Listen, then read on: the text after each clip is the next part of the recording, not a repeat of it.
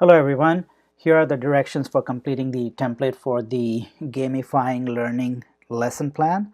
The template is in Google Slides and you can make a copy of it for yourself from the Google Classroom. You'll be using this template to create your lesson plan and also to create your screencast. This is the title slide. In this slide you should list the lesson title. And so what is the title of your lesson, the content area, what content area does your lesson cover, and the grade level, what grade level is your lesson for. In this slide, list the objectives for the lesson in the ABCD format. There is a video that I've shared with you previously that goes over the ABCD format if you're not familiar. So you can refresh your memory with that video. You may have multiple objectives for your lesson, but you're only required to have one objective. In this slide, you should describe the learning activity or activities that students will engage in and will be using the game to complete the lesson objective.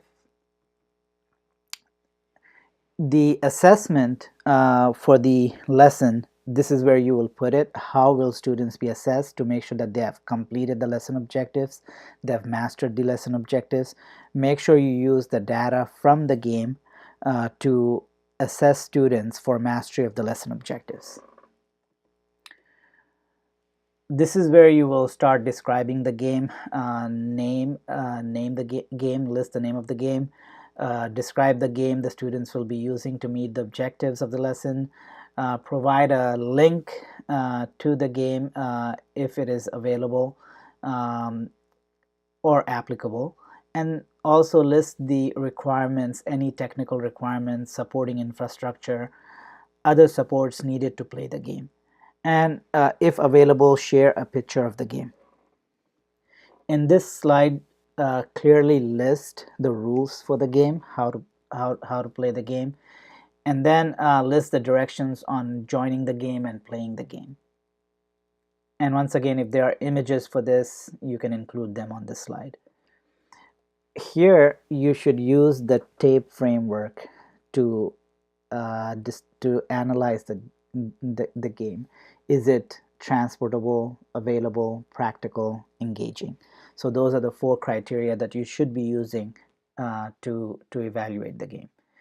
Another criteria that you should use is the SAMR or the RAT framework to discuss how the game transforms teaching. Do the same with how the game transforms learning.